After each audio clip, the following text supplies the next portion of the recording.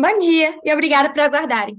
Sejam bem-vindos ao webinar do Melius, referente ao resultado do quarto trimestre de 2022. Meu nome é Giovana Vilari, trabalho no time de Focus do Melius e serei a host deste evento. Nossa teleconferência será realizada em português e traduzida simultaneamente para o inglês. Para isso, basta selecionar o idioma desejado no botão Interpretação, localizado na parte inferior da tela. For a non-Portuguese speaker audience, this event is being simultaneously translated into English. Please select the preferred language by clicking the interpretation button, which is located at the bottom of the screen. Conosco hoje estão presentes Israel Salman, fundador e CEO do Melius, Gabriel Loures, diretor de Growth, André Amaral, diretor de Estratégia, Shopping e Dados, e Márcio Pena, head de Relações com Investidores do Melius. Antes de passar a palavra para Israel, gostaria de informar que este evento está sendo gravado e, neste momento, todos os participantes estarão apenas como ouvintes durante a apresentação do Melius e, em seguida, iniciaremos a sessão de perguntas e respostas. Para fazer uma pergunta, basta clicar no botão de levantar a mão no Zoom. Os materiais apresentados estão disponíveis para download no nosso site ri.melius.com.br, na seção de Central de Resultados. Agora com você, Israel. Obrigado, Jojo. Bom dia a todos. Mais um prazer aqui, mais uma apresentação de resultados aqui falando com vocês. O ano passado foi um ano de muito trabalho, um ano diferente, né? Um ano onde que a gente teve que mudar a estratégia, né, ao longo do ano, fazendo com que a companhia buscasse cada vez mais ser eficiente operacionalmente, dado as mudanças macro, né, que a gente viu acontecer. E eu diria que foi um ano onde que a gente cumpriu o que a gente se propôs a fazer, que é justamente esses ajustes operacionais, sem deixar cair ali, né, o crescimento, né, da companhia como um todo, seja em shopping, seja em outras linhas de negócio. E eu acho que é importante ressaltar, né, que quando o Melius veio para o IPO, né, lá em 2020, nós viemos com uma companhia que crescia forte e que gerava caixa, né, e que tinha uma margem EBITDA ali próxima dos seus 20%. Mesmo no ano de 2020, onde que em novembro, em dezembro, ali, pós-IPO, a gente fez alguns investimentos maiores e o que acabou comprometendo um pouco o EBITDA, né? Eu estou falando isso porque eu sempre falei, né, desde o nosso IPO, e quem conversa com a gente já escutou isso algumas vezes, que a gente gosta de caminhar aqui, né, sempre com a rédea na mão. Então, sempre com o controle das nossas decisões, com o controle da companhia, e a gente está conseguindo mostrar, com esse resultado que a gente acabou de apresentar, que as rédeas estão na nossa mão. Então, a gente sabe o que a gente precisa fazer para trazer a companhia de volta, né, para um cenário de lucro, de lucratividade, de EBITDA positivo. E os resultados que a gente mostrou, acho que começam a mostrar, diria que o que a gente vê no quarto trimestre é a ponta desse iceberg. Os resultados, né, mais impactantes em termos de geração de caixa, de break-even, a gente vai ver ao longo de 2023. E o motivo é que a gente veio fazendo ajustes ao longo do ano passado, não paramos de fazer, continuamos fazendo ajustes no início desse ano, e muitos ajustes, e isso melhorou bastante, né, a nossa estrutura de custos, a nossa eficiência operacional, como eu já disse, e além de tudo isso, como cereja do bolo aqui, tem o acordo comercial que a gente celebrou com o BV, que também ajuda nesse trabalho de eficiência operacional, mas que adiciona receitas ali onde que a gente, no modelo anterior de serviços financeiros, a gente não tinha no curto prazo. Então, eu acho que esse conjunto de fatores, né, de eficiência operacional e uma receita crescente em serviços financeiros em parceria com o BV, joga muito a favor da companhia, que tem um caixa mega robusto. É bom a gente reforçar isso aqui, né? Eu diria que talvez um dos resultados que mais me alegrou aqui, né, e que mostra realmente que a gente está nesse caminho certo, foi que a gente queimou, né, no último trimestre do ano passado, R$1 milhão. Então, a gente conseguiu, de fato, melhorar, equilibrar essas contas, desequilibrar as nossas despesas, trazer receita, né, continuar crescendo a companhia, mesmo investindo menos. Então, eu acho que é um ano de 2023 que a gente larga muito positivo, que a gente larga com o sentimento realmente de dever cumprido em 2022 e com a rédea na mão, pronto para continuar cumprindo aquilo que a gente vem falando ao longo dos últimos trimestres, que é a gente consegue crescer, a nossa proposta de valor para os usuários é incrível, a gente tem visto as lojas parceiras aumentando cada vez mais a sua exposição aqui nos nossos produtos, no Melius Ads, e a gente tem esse engajamento, né, com os usuários que nos permite continuar crescendo, mesmo num ritmo de investimento e de gastos menor. Então, meu sentimento não poderia ser melhor, e eu estou muito animado para esse ano de 2023, tá bom? Vou passar a palavra principalmente aqui para Gabriel, André e Márcio, que vão passar pela apresentação, e no final aqui a gente fala um pouco mais no Q&A. Obrigado, pessoal. Boa, obrigado, Israel. Vamos começar aqui passando um pouco pelos resultados de shopping, né, no Brasil, como a gente terminou o ano passado, né? Acho que, como introdução, é importante reforçar um ponto que, obviamente, todos vocês que acompanham o setor aí estão bem cientes, né? Foi um ano mega desafiador para o setor no Brasil como um todo, e tanto pela conjuntura macro aqui interna quanto externa, né, do setor. Então, a gente viu um e-commerce brasileiro aí desacelerando 4% no ano passado. E, ainda que com esse cenário, a gente conseguiu entregar um resultado bem robusto, né? Então, enquanto o e-commerce brasileiro como um todo estava caindo aí, né, de geração de vendas, o Melius cresceu no ano passado 14%, a gente entregou aí mais de 5 bi em vendas para os nossos parceiros, e a gente conseguiu fazer isso até com um incremento no take rate, né, que é a comissão média ali que a gente recebe dos nossos parceiros.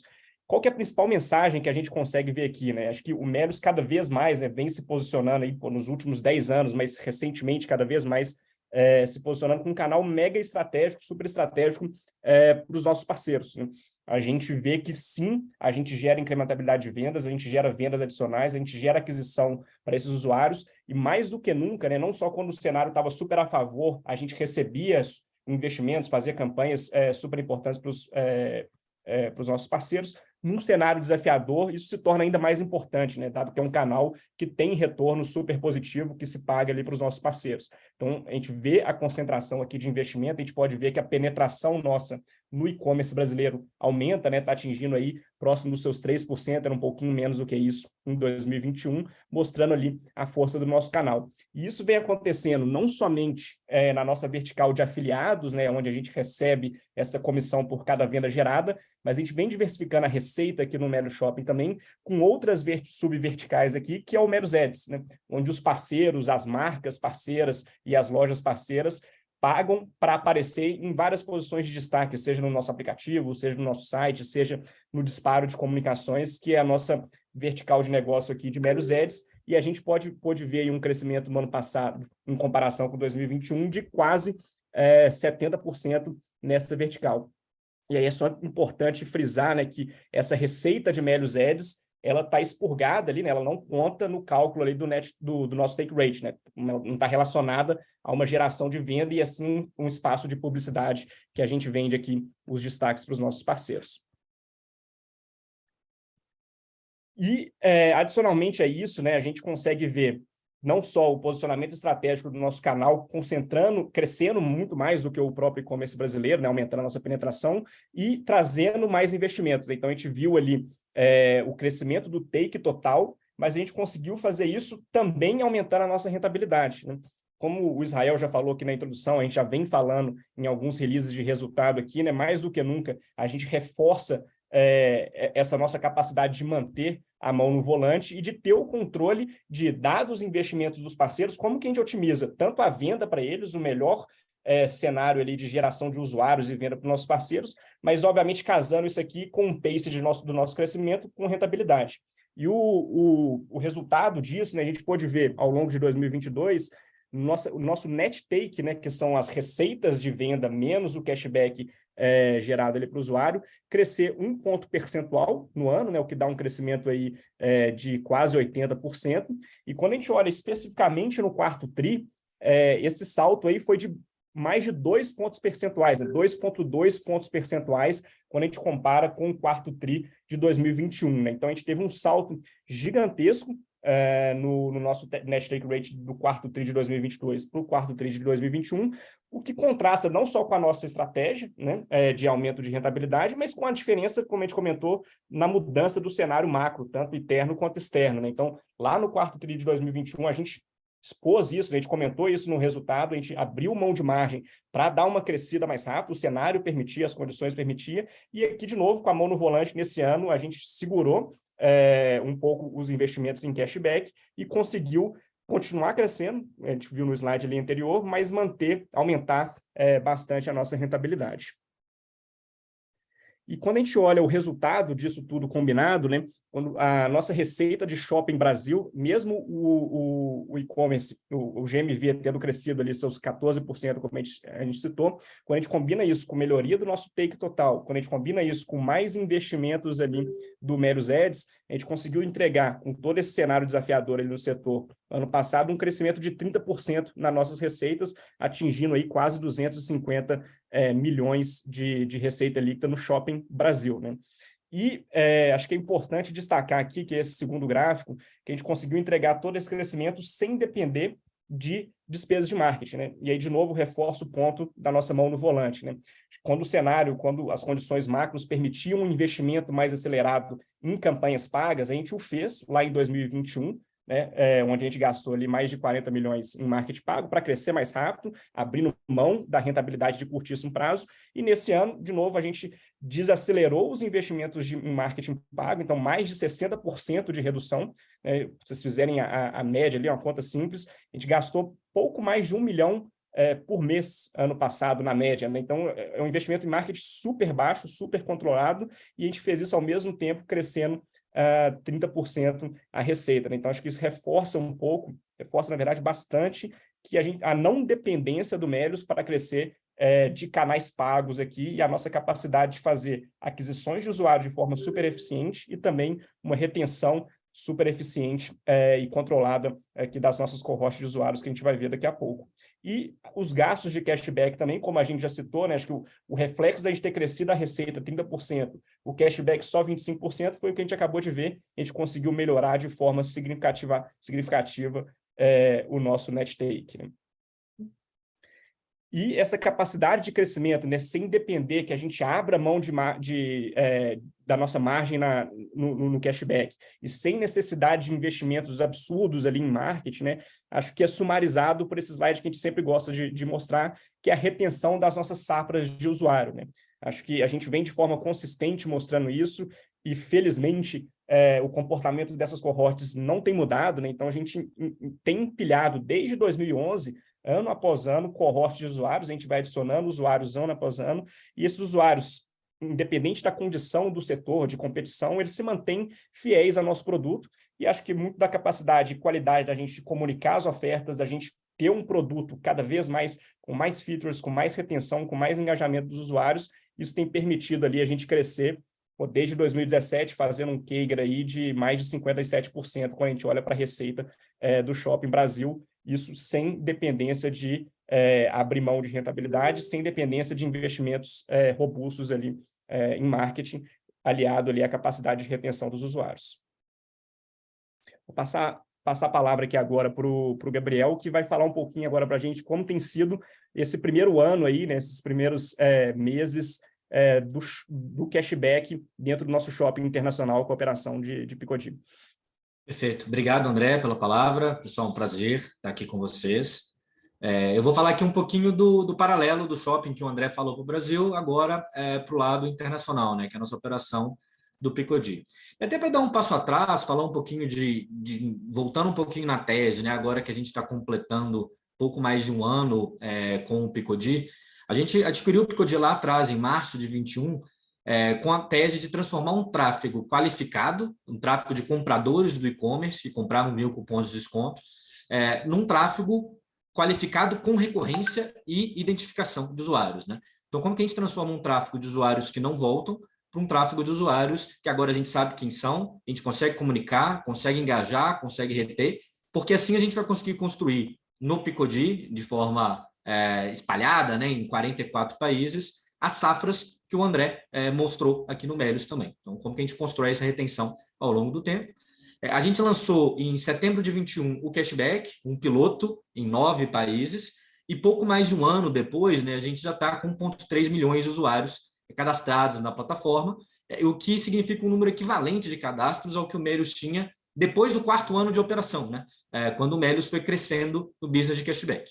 E com um grande diferencial, que é a opcionalidade geográfica e o fato desses usuários estarem distribuídos, né, em vários locais, o que permite que a gente invista mais ou menos, dependendo do cenário e das condições do e-commerce, condições do mercado em cada um desses países, né? E aí eu acho que o mais interessante a gente discutir aqui é o porquê, né? E como que isso e por que isso aconteceu. Pode passar uma página, Fê? Basicamente, o que a gente fez foi alavancar o know-how que a gente construiu aqui dentro do Melius nos últimos 11 anos, né? Então, know-how de produto e tecnologia. Então, quais são os produtos mais relevantes, como construir esse produto de uma forma que transforme a experiência do usuário mais fluida possível, e como evitar também os erros que o Melius cometeu, né, ao longo dos 11 anos de existência, investindo nas coisas certas. Além disso, a gente alavancou a capacidade que o Melius tem de comunicar, construir campanhas, mostrar para o usuário quais são as melhores features, como lançar novos produtos, como ter uma operação, né, que permite que o cashback seja rastreado, que as lojas parceiras ganhem quando a gente faça a venda. Então, a gente conseguiu construir isso tudo junto com o time do Picodi e dos gestores que estão lá e fazendo um trabalho fantástico de escalar essa operação, né? E aí, se vocês verem o gráfico da direita, a gente lançou o piloto ali do cashback em 9 países, ainda numa versão web, né, sem aplicativo, somente o site, e muito rápido a gente lançou um aplicativo, espalhou esse cashback para 44 países de forma escalável, e começou a lançar novas features, inclusive o próprio CryptoBack para o Bitcoin. Então, a velocidade super acelerada de desenvolvimento aqui reflete um pouco essa capacidade de trazer o melhor do que a gente tem aqui no Melius para o Picodi junto com o time, né? Pode passar uma página, Fê? Que eu acho que só por si só, né, a capacidade de gerar cadastros, ela não diz muito, mas eu acho que essa página aqui reflete a capacidade também de ativar, reter e começar a construir essas safras e o valor gerado por esses usuários, né? A gente pega o business de cashback do Picodi, do quarto T21 para o quarto T22, esse business, né, e o número de compradores totais multiplicou por 4, com crescimento bastante acelerado também entre o terceiro e o quarto T de 22. O GMV da operação, comparado ao quarto T de 21 para o quarto T de 22, multiplicou por quase 10 vezes, com crescimento de 80% no TRI contra TRI, e a receita seguiu um parâmetro e uma sequência similar, né, crescendo 90% entre o terceiro TRI e o quarto TRI. Eu acho que esses números aqui refletem como que a operação de cashback do Picodi, que está progressivamente substituindo a operação legada de cupom de desconto, consegue construir ao longo do tempo safras similares àquelas que o Melius construiu ao longo dos últimos 11 anos, só que numa velocidade de aquisição e de trazer novos usuários muito maior, mais de 2 vezes maior do que a velocidade que a gente construiu aqui junto com o Melius. Acho que esse é um pouco o overview aqui da nossa operação internacional. Eu vou passar a palavra para o Márcio, que vai falar de alguns números financeiros do Melius e também do deal com o BV. Olá, pessoal. Bom dia a todos. Obrigado, Gabriel. No fundo, aqui, esse slide que traz o bottom line financeiro da companhia é o resultado de tudo aquilo que o André e o Gabriel explicaram nos slides anteriores, né? A gente vem desde a mudança aí abrupta do cenário externo, no ambiente macroeconômico que se configurou no último ano. A gente mudou a estratégia da companhia com foco totalmente em rentabilidade e sem abrir mão do crescimento. E o slide aqui do EBITDA e do resultado líquido mostra um pouquinho desse resultado, né? Então, quando a gente pensa no grupo Cash 3, excluindo o Bankly, a gente sai de um EBITDA aproximadamente 52 milhões negativos no quarto trimestre do ano passado para atingir um EBITDA nesse quarto trimestre desse ano de menos 2,3 milhões.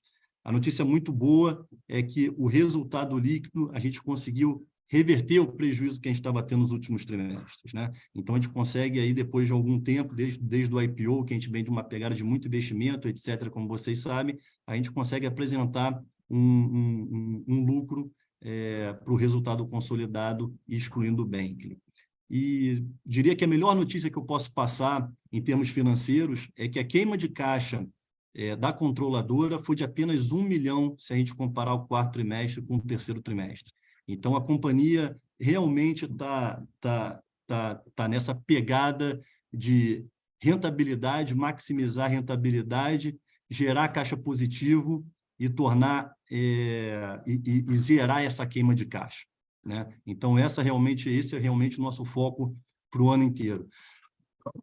Não menos importante, cabe lembrar aqui que alguns pontos financeiros que vão ajudar ainda a melhorar esse resultado não estão contemplados nesse slide porque não foram no quarto trimestre de 2022 e que foram realizados aqui no primeiro trimestre. Por exemplo, a gente fez uma reestruturação ao longo do primeiro trimestre de 2023. Esses números vão ser apresentados ali ao longo do primeiro e do segundo trimestre do ano. Então, tem aí uma margem para melhorar ainda mais esses números de bottom line da companhia. E, obviamente, o deal com o BV, que parte da estrutura de custo da companhia, né, relacionada a serviços financeiros, vai ficar debaixo do guarda-chuva do BV. Isso também não tá sendo apresentado aqui nesse slide, porque a gente está falando do ano anterior, mas certamente aí no curtíssimo prazo a gente já vai conseguir isso impactando positivamente o resultado do Melius. Quando a gente faz uma breve análise aqui da parte de baixo do gráfico que contempla o Benkele, o resultado é um pouco pior marginalmente, mas o Benkele também se encontra nessa pegada de maior rentabilidade, geração de maiores margens, e os resultados certamente vêm ao longo de 2023. Tá? Só para dar um exemplo a mais no quesito de como a gente está se reestruturando, enfrentando esse momento com um cenário mais adverso, o nosso número de funcionários diminuiu em 22% se a gente pegar novembro do ano passado até final de fevereiro desse ano. Então, assim, nem ainda acabou o trimestre e a gente apresentou já uma queda de 22% do nosso número de funcionários do Melius, que era aproximadamente 455 e foi para 357. Então, tem certamente notícias boas nesse quesito de maior rentabilidade e margem vindo nos próximos trimestres, nesse início de 2023. Passando o slide, por favor, Fê. Gostaria de falar um pouquinho aqui sobre a parte de serviços financeiros, já entrando no deal com o Banco BV, né? A gente passou por um processo de teste, que a gente chama de teste, né, com cartão co-branded, com o antigo parceiro. Esse teste durou aproximadamente 2 anos e foi realmente muito positivo, porque viu que os nossos usuários demandavam realmente produtos financeiros do Melius, né? Não só a parte de shopping, mas também entrar nessa parte de produtos e serviços financeiros do Melius. A gente, com um pouco menos de 2 anos, a gente conseguiu atingir um TPV de 7,1 bilhões com cartão co-branded, e ter 7,2 milhões de solicitações de cartões nesse período, né? A gente passou por uma fase 2, pós-IPO, que foi muito falado em todos os fóruns com vocês, analistas de mercados e investidores, que era justamente fazer os investimentos para que a gente pudesse chegar nessa linha de experiência mais sofisticada que nós no Melius tanto gostamos, né? A gente internalizaria os nossos produtos financeiros e traria uma experiência do usuário, aquela que a gente acha que é a melhor possível e o que o usuário merece. Dado o que aconteceu no mercado, e essa aqui é a verdade, nós nos vimos numa posição que a gente não poderia alavancar esse nosso produto próprio, uma questão de risco de crédito, deterioramento da parte de crédito que a gente está vendo no Brasil como um todo, até mesmo no mundo, e a gente buscou alternativas. E não poderia ter sido melhor a escolha do Banco BV nessa empreitada que a gente está chamando da fase 3.0, que é o melhor que o Melius pode oferecer, que é justamente a experiência do usuário e a retenção do usuário, e o melhor que o BV e o Benkele podem oferecer, que é justamente essa parte de estrutura já voltada para a parte de crédito, com know-how dessa parte de serviços financeiros, que podendo atuar melhor nessa parte. Então, a gente começa agora uma parceria, né, que a gente vem anunciando aí ao longo dos últimos meses. A gente começa uma parceria que certamente vai tornar o Melius, na parte de serviços financeiros, uma empresa de estrutura asset light novamente, tirando vários custos relativos à parte de serviços financeiros, trazendo receitas de curto prazo por conta da parceria e, principalmente, mantendo a experiência do usuário, que para a gente é tão importante. Mais um slide, por favor, Fê. E aqui eu gostaria de fazer uma atualização sobre o fato relevante que divulgamos no dia 30 de dezembro do ano passado a respeito da aliança estratégica com o Banco BV. No dia 8 de março, na semana passada, quarta-feira passada, nós tivemos a Assembleia Geral de Acionistas, que aprovou a mudança do estatuto e da cláusula de poison pill. Nós tivemos a eleição do Júlio César, que foi indicado pelo Banco BV para o nosso conselho, ele já está sentado no nosso conselho. Tivemos a aquisição da participação minoritária pelo BV de 3,85 no Melius. E, além disso, no mesmo dia, a gente assinou o contrato para iniciar a oferta de produtos e serviços financeiros com o BV. Já começamos a operar esse sistema, já fizemos a emissão dos primeiros cartões, obviamente, tudo em fase de teste, são cartões que estão sendo utilizados pelo próprio time do Melius e próprio time do Banco BV, mas estamos num processo muito avançado, muito acelerado, para, no curto prazo, já começar a ofertar os nossos produtos ao mercado como um todo. Sendo assim, a gente vai ter as remunerações que a gente vem dizendo aqui ao longo desses últimos meses, sobre a questão do cartão e a conta ativada, e também a questão do TPV, além do custo, como eu já disse aqui, sair do guarda-chuva do Melius e ir para dentro do guarda-chuva da estrutura do BV. Um pouco de perspectiva, até o final desse mês, a gente deve consolidar a venda do Bankly, ok? Estamos em fase final aí de acertos e aprovações. Provavelmente, nós estamos falando aqui de uma tranche única com valor de 100%, a ser paga no curso da transação. Uma informação também que eu posso adiantar para vocês, que ainda estamos dependendo de aprovações internas, mas tudo indica que o valor recebido pela venda do Bankly, o Melius vai distribuir em forma de proventos para os seus acionistas. Tá? Isso a confirmar, a gente, obviamente, de maneira equânime, a gente vai informar isso ao mercado quando tiver a informação certinha. Ainda em 2023, a gente espera que se dê a aprovação regulatória da venda do Bankly, né, pelo Bacen, e assim a gente faça o close da operação. E, finalizando, a opção de compra que o BV tem das ações do grupo de referência e aliado à OPA que eles têm que fazer para todos os minoritários. Esse exercício, essa opção de compra, ela começou no último dia 8 de março, por conta da Assembleia, e ela tem o prazo final de 2 anos, portanto, até o dia 8 de março de 2025, eles podem vir a exercer essa opção de compra. Tá ok? Então, com isso a gente fecha a apresentação. E Jojo, acho que a gente pode começar as perguntas e respostas. Perfeito. Obrigada, pessoal. Iniciaremos agora a sessão de perguntas e respostas. Para fazer uma pergunta, por favor, clique no botão de levantar a mão para que seu microfone seja habilitado. E a primeira pergunta vem do Ricardo Buttpigel, do BTG Pactual. Ricardo, pode fazer sua pergunta. Bom dia, pessoal, e parabéns pelo resultado. Vocês mostraram aqui na apresentação que a Melius, excluindo o resultado das subsidiárias, queimou, né, somente R$ 1 milhão em caixa no trimestre. E, ao mesmo tempo, a gente vê que a Melius, né, excluindo o Bankly, teve um lucro aí de 2,8 milhões, e se a gente excluir aqueles efeitos não caixas no trimestre, né, a gente chega num prejuízo de 28 milhões. Mesmo que as outras subsidiárias do Bankly queimem um pouco de caixa, a diferença ainda parece grande, né, desses dois números.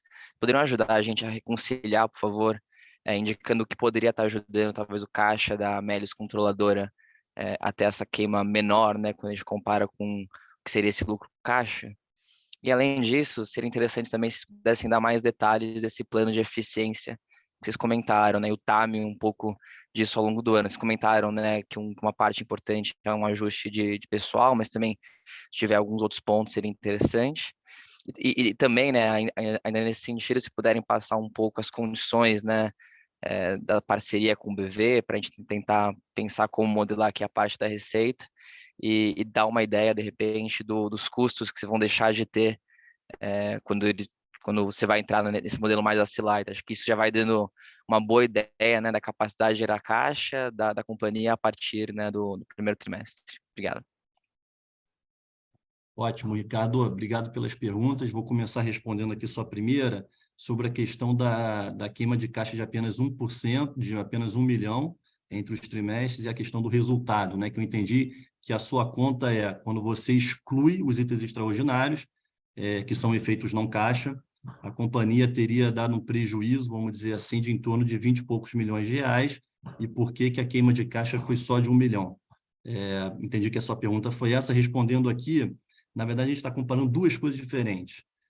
Quando a gente fala do 2,8 milhões, a gente está falando do consolidado Melius, excluindo o Bentley. Quando a gente fala de uma queima de apenas 1 milhão entre o trimestre, a gente está falando apenas da controladora.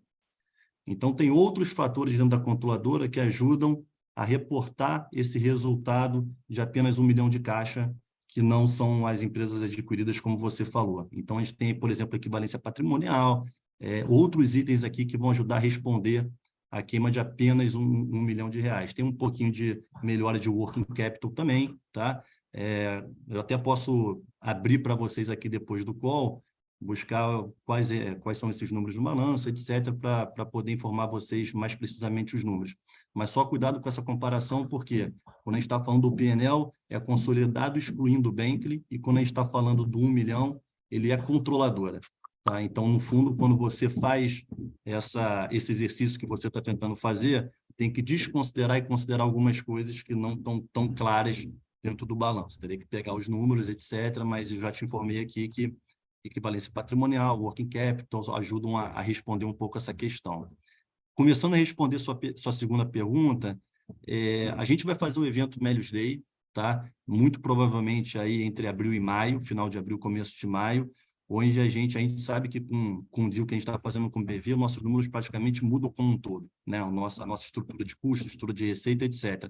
Então, desculpa, o objetivo é fazer um Melius Day de modo a informar exatamente qual é a nossa expectativa, tanto de receita, GMV, para fins de produtos e serviços financeiros, e também a parte de custos, né? Então, a gente falar um pouquinho aí sobre o percentual atrelado ao custo que está saindo do Melius, quanto que o Melius, por fim, vai enxugar em termos de pessoas, etc.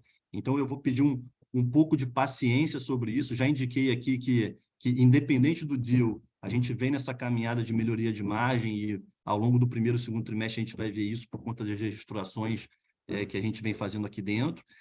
Mas, especificamente ao ponto do deal, em termos de número, prefiro não adiantar, prefiro que a gente fale no evento do Melius Day. Não sei se aqui o Gabriel quer adicionar alguma coisa. Eu posso complementar um pouquinho aqui sobre os esforços de eficiência operacional aqui do Melius também, né? Eu acho que desde o ano passado, e de forma mais intensa, né, no segundo semestre do ano passado, a gente tem feito um comitê de eficiência operacional aqui, e basicamente a gente tem olhado todas as linhas de custos do Melius e entendendo como que a gente pode otimizar, né? Eu acho que vocês perceberam isso no balanço, nas linhas de cashback, mas também temos feito vários exercícios aqui, tanto com serviços de terceiros, né, fornecedores, e em janeiro desse ano a gente fez uma reestruturação também em nosso time, em nossa estrutura de pessoal, que ainda não está refletida nesses números do quarto trimestre de 2022, tá? Acho que essas são as principais linhas de custo que estamos trabalhando aqui em termos de eficiência, e aí, óbvio, que fica mais visível aqui na apresentação também, a otimização ali dos gastos com cashback, com a melhoria do nosso net take rate, né? O André, vou passar para o André para falar um pouquinho mais de BV, mas só dando um contexto, né? A gente muda do modelo asset heavy, né, hoje, que a gente tem todos os custos inerentes à criação de uma conta e à emissão de um cartão, e passa para um modelo asset light, em que a gente passa a receber, né, por emissão e ativação de cartões e contas, e, consequentemente, antecipando receitas que viriam ao longo dos anos com esses usuários, né? E a gente tem trabalhado bastante para mudar esse modelo e garantir ali em termos de estabilidade financeira aqui para os dois lados da equação. O André pode entrar um pouquinho mais no detalhe dessas diferenças. Boa. Não, só para exemplificar aqui alguns itens, né, para deixar até mais palpável aqui, como o Márcio falou, em relação aos números, ali, a gente vai dar mais detalhes no Melius Day, né, mas imagina que, em termos de estrutura de custos ali, né, volta para um modelo bem parecido com o que era na parte do co-branded, mas com o melhor dos dois mundos, porque a experiência ela fica toda abarcada aqui no Melius, né? Então, grandes linhas de custo hoje que estavam aqui em serviços financeiros, que a gente não deixa de incorrer com isso, né, que são custos de atendimento, custos ali, CAPEX, para ter a parte de cartão, né? Então, custo com plástico, custo com logística, custo de emissão ali. Obviamente, o custo de funding, né? Que a gente, como a gente não vai estar concedendo crédito, mas o Melius vai ser o nosso parceiro, o BV, então a gente também deixa de incorrer com o custo de funding e, consequentemente, o risco de crédito. E, como o Gabriel falou, voltando para aquele modelo asset light, em contrapartida, originando contas para o BV, originando depósitos em contas BV, originando carteiras de crédito saudáveis ali com o nosso parceiro BV, que vai colher ali os frutos disso ali ao longo do tempo, dessa base de usuários que a gente vai construir em conjunto ali para as duas empresas. Super claro, obrigado, pessoal. A próxima pergunta é do Fred Mendes, do Bank of America. Fred, pode fazer a sua pergunta. Bom dia a todos, obrigado pelo call. Eu tenho duas aqui também, pessoal. A primeira, na questão dos custos, né? Acho que principalmente call center, né? Vocês falam que isso aí vai sair, né? Então, assim, só dar uma ideia da relevância disso que poderia ser, porque acho que no final o que a gente quer tentar entender é a capacidade de margem Melius standalone no médio e longo prazo, né? Acho que esse é o primeiro ponto. E segundo, a questão dos produtos financeiros, acho que o Gabriel já colocou, mas eu queria só entender se essa parceria com a BV tem alguma... Eu entendo o modelo, a gente entende o modelo asset light, né? Mas se tem alguma mudança muito relevante vis-à-vis o que era com o Banco Pan, né? E quando a gente pensa na margem disso, agora que você mudou para o modelo asset light, se ela é maior ou menor, eu sei que é difícil falar agora, mas se tende a ser maior ou menor do que digamos assim, Melius Standalone Shopping, né? Seriam as minhas duas primeiras perguntas. Obrigado. Eu posso iniciar aqui, Fred, obrigado pelas perguntas. De novo aqui, tá? Eu sei que vocês estão ansiosos aí para saber o quanto do percentual de custo a gente pode vai sair aqui do Melius, assim, destravar mais valor da companhia. Eu vou pedir um pouquinho de paciência para a gente chegar no Melius Day. Mas, por exemplo, eu vou citar que diria que aqui que é muito claro para a gente, o custo de atendimento. Né? A gente tem um custo de atendimento que se aproximou no ano passado em torno de 12, 14 milhões de reais, que é um custo que, nesse primeiro momento, já sai totalmente debaixo do Melius, e ele fica debaixo do BV, sabendo que a gente ainda fica com o treinamento das pessoas, o que é muito bom, né? Mantendo a experiência do usuário. Então, estou te dando um exemplo aqui de alguns, na verdade, vários, de rúbricas de custos e despesas que já estão começando a ser deslocados para debaixo do BV. Tá? Falando da segunda pergunta, posso endereçar aqui, Fred. Pensando o que muda ali em relação à parceria anterior do co-branded, né? Assim, em relação a econômicos ali, a gente tem sim algumas mudanças ali, até porque uma parceria com o co-branded foi feita lá em 2018, né? Então, assim, a gente não abre aqui valores, mas a gente tem sim algumas mudanças de valores. Mas acho que o principal efeito positivo, que tem uma perspectiva de gerar muito mais valor, não só para o Melius, mas também, no caso, o nosso parceiro agora, parceiro e sócio, né, o BV, é o fato da gente, cada um, focar naquilo que é melhor. Né? Acho que isso que está sendo a cerne aqui do nosso relacionamento, dessa triangulação que a gente está fazendo aqui, Melius, Bentley e BV, né? Então, para a gente ter uma rentabilidade melhor dos usuários com esses produtos de serviços financeiros, que a gente está iniciando por conta e cartão, mas tem outros na esteira aqui, né, que a gente tem no backlog, alguns já sendo desenvolvidos e outros a serem desenvolvidos ali ao longo do tempo. A gente tem uma discussão extensa aqui de produto, de roadmap de produto com o BV também. O fato do Melius focar naquilo que é a melhor coisa que a gente não fazia no co-brand, né, ou seja, a experiência do usuário, está toda abarcada dentro do nosso aplicativo, isso é um aplicativo único, a gente ter as rédeas aqui de produto, pensando no B2C, pensando no usuário, e a gente ter as rédeas desse roadmap, isso é transformacional, porque o usuário é único, né? Então, o usuário entra aqui no nosso ecossistema, ele pode entrar pelo shopping, ele pode entrar pelo cartão, ele pode entrar pela conta, mas ele é único. Na parceria anterior, a experiência do usuário ela era quebrada, ela era dividida, ela não estava integrada e a gente não tinha as rédeas do produto de serviços financeiros.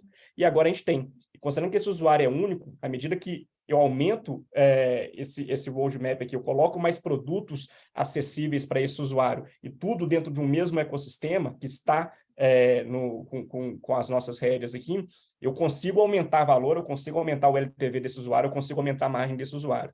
Então, além dos econômicos pura e simplesmente de conta e cartão, o mais importante é o todo, onde a gente deixa de ser asset heavy, que era o anterior, volta a ser asset light, e a gente adiciona um fator que, se não o mais importante, um dos mais importantes, que é controlar a experiência do usuário, que é a nossa expertise, que é o que a gente sabe fazer muito bem, que a gente já mostrou em shopping, que a gente mostrou aquelas cohorts de retenção do usuário, e a gente vai adicionar essa expertise aqui de construção e evolução de produto em serviços financeiros, e tendo isso dentro aqui do escopo do B2C do Melius, a gente consegue adicionar mais LTV, mais margem para o usuário e capturar esses efeitos ali ao longo dos anos, juntamente com o nosso parceiro e sócio agora, o BV. Perfeito. Perfeito, André. Márcio, super claro, pessoal, obrigado. Se eu só puder, desculpa me alongar, mas só mais uma, até voltar na questão da oferta, eu sei que a gente já falou bastante sobre isso, mas só para entender se tem alguma cláusula, se tem algum cenário, né, onde eventualmente o grupo controlador não aceita, né, durante esse prazo de 6 meses, depois de 2 anos, não aceita a oferta de 1,50, pergunto porque, enfim, ninguém sabe, mas parece que a gente está no momento de pico de juros, eventualmente tem uma queda. Então, se tem algum cenário, isso obviamente ajudaria vocês, se tem algum cenário onde, alguma possibilidade onde o grupo controlador poderia dizer não a essa oferta do BV. Obrigado, pessoal. Não, hoje, fala Fred, hoje o BV tem essa opcionalidade, né? É um direito, mas não é uma obrigação. E nós temos a obrigação aqui, em caso de exercício da opção de compra, de executar o deal, tá bom? Perfeito. Obrigado, Israel. A próxima pergunta é do Andrew Rubin, da Morgan Stanley. Andrew, pode fazer a sua pergunta.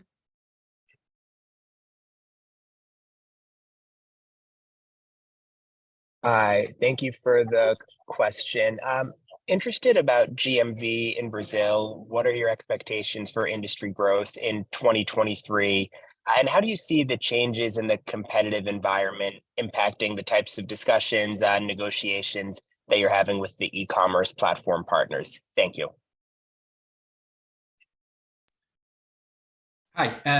Vou responder em português, que a gente tem a tradução simultânea. Obrigado pela pergunta.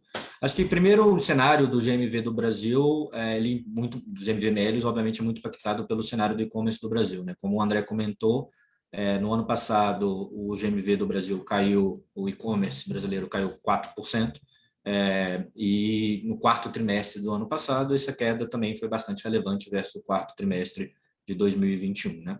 Olhando para o Melius especificamente, o que a gente vê é com muitas boas expectativas, tanto a mudança do perfil de lojas e de quais são os nossos grandes parceiros, né? Obviamente, Americanas e B2W estão numa decrescente, mas a gente tem visto uma mudança de uma migração desses usuários para outros players do e-commerce, né? Então, a gente tem visto que a gente tem conseguido muito bem fazer o que é a nossa proposta, que é levar os usuários para a melhor opção de compra com as melhores ofertas de cashback, né? Então, eu acho que isso é muito positivo no nosso cenário e olhando como Melius, e também pensando aqui para o ano de 2023. A gente tem muito animado com várias propostas que a gente tem aqui no e-commerce. Uma delas, o André comentou, que é o Melius Edge, né? A nossa capacidade de gerar valor adicional ali com exposição junto aos nossos parceiros.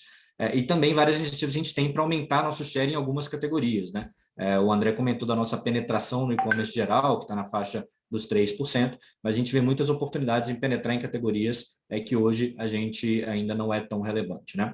Então, acho que isso, para mim, resume um pouco a nossa visão. Obviamente, somos impactados aqui pelo mercado como um todo e pelo comportamento do e-commerce, mas estamos bastante animados aqui tanto com as novas possibilidades que a gente tem aqui dentro, quanto com a retenção das safras e a nossos usuários que continuam comprando ano após ano, como o André comentou.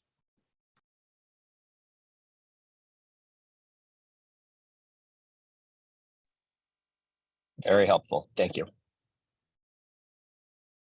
A próxima pergunta vem do Matheus Guimarães, da XP. Matheus, pode fazer sua pergunta. Olá, pessoal, bom dia. Obrigado aí pelo call.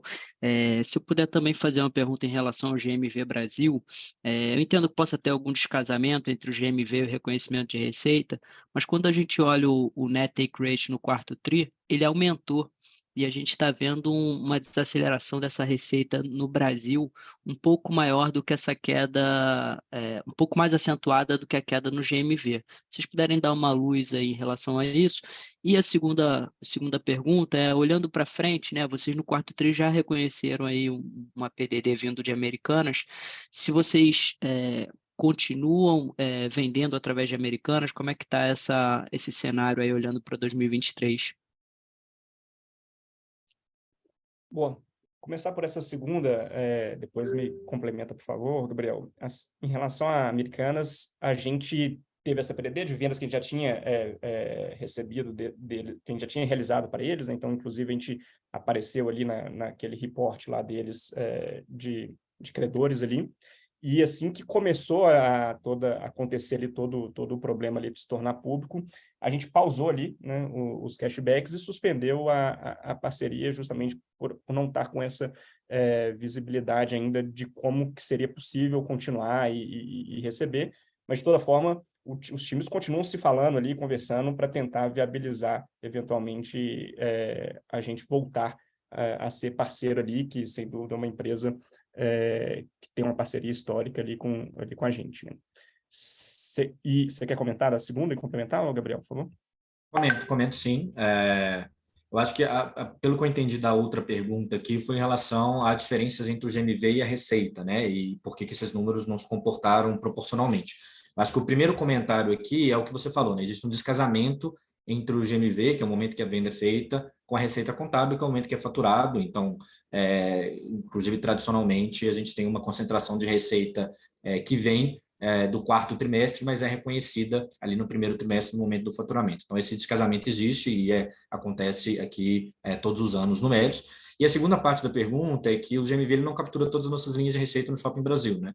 Eu acho que, como o André comentou, a gente tem, por exemplo, a receita do Melios Ads, que ela não está refletida naquele número de GMV, que é o valor absoluto de vendas que a gente fez com os nossos parceiros, e aí isso também impacta a composição aqui, as diferenças desses dois números, que não são, de fato, proporcionais necessariamente, obviamente muito correlacionados. O Matheus, gostaria de adicionar também aqui, acho que vale a pena falar sobre a questão da provisão que você levantou da Americanas.